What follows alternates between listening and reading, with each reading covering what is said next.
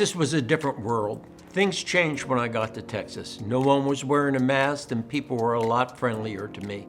Initially, I stopped one night at Sulphur Springs and was impressed by what a great little town it was. On the way to the hotel, I passed Brahms Ice Cream and Dairy Store. I checked in and went and got a banana split for lunch. It was very good. I was impressed with the architecture of the courthouse, which was right next to an impressive war memorial. There were vacancies in the town, but for the most part, the town was intact. They had a tree-lined street that was visually idyllic. I noticed that Bodacious Barbecue had signs up about being an American and looked to position itself a little more right of center. Because I was left of center, I decided it would be a good place to eat. Service was quick, food was great. There was a guy sitting next to me in a Haas Cartwright hat. People were stopping at the table to pay homage to him, and he thought enough about me sitting there to approach me and tell me that he liked my ponytail. "Thank you, bud," I said. That it meant a lot to me for him to take notice. In Austin, I was taking pictures of the state capitol and the surrounding buildings. I was approached by a man with a walkie-talkie, and then I took a picture of the Price Daniel building, and a group of men holding automatic weapons stationed there moved in my direction. When I left the capitol, some guys started following me, so I went to my car, which I thought was a little bit overkill. But then again, some of the original buildings remained, and those buildings hold the original street line. San Antonio had an underground river walk, which was kind of cool.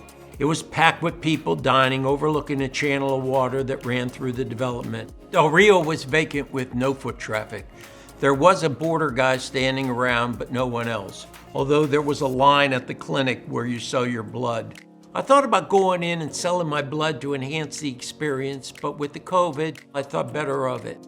I stayed at the Ramada and it was a little suspect, but all of the border police were staying there. There was a guy watching the downstairs door of my hotel pod, and he was a serious-looking Mexican with a tear tattoo near his eye.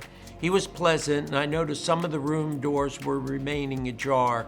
I had a security event with my Comcast email, which I had straightened out when I got to Indio, California the next day. I took Route 90 west and witnessed a large border police presence. I saw some art installations which were very unique and colorful, like the one about the movie Giant. The images of James Dean and Elizabeth Taylor's likenesses waist deep in the sand. There was also a Prada store in the middle of nowhere, and that was art. At this point, I was looking for art as I drove along, and in the distance, I saw what appeared to be a big rat. I stopped to take a picture of it, but it was land radar. The pic earned me an escort front and back by Border Patrol for a couple miles, but I made it awkward by stopping and taking photos, and they gave up. Then I hit the border checkpoint where you pull up and the dogs sniff your car and you present your documentation.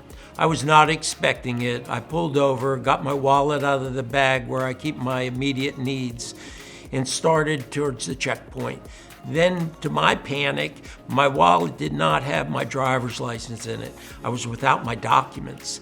But a quick check of my jeans pocket revealed my license, and I drove to the checkpoint. The guy asked me why I stopped twice, and I told him my documents weren't in order. The dog smelled my car, and I was off. Sanderson was a wasteland, a land that time forgot, but it did have a store with one of the largest inventories of metal sculpture that I had ever seen. Marathon was somewhat better condition than Sanderson. They had a hotel that was active. The James Evans Gallery was there, a well-known photographer in the area, and I took pictures of his studio. Alpine had by far the largest collection of public art. I met Woodrow Pickett. We had a conversation about Jesus. He was a very nice man, and we shared scripture with each other. They had an arts alley, and it was very visually interesting, worth a trip to see. Marfa had some great architecture in the historic Paisano Hotel, but they also had a lot of vacant buildings. El Paso had a boxing heritage mural that was to die for. They also had some serious vacancies. The entire time I was riding along the border, I did not see any illegal immigrants. Thank you for visiting my site, Last Days of Lockdown 2021. Over 80 videos showing conditions at the end of the 2021 lockdown, which I have chronicled for posterity.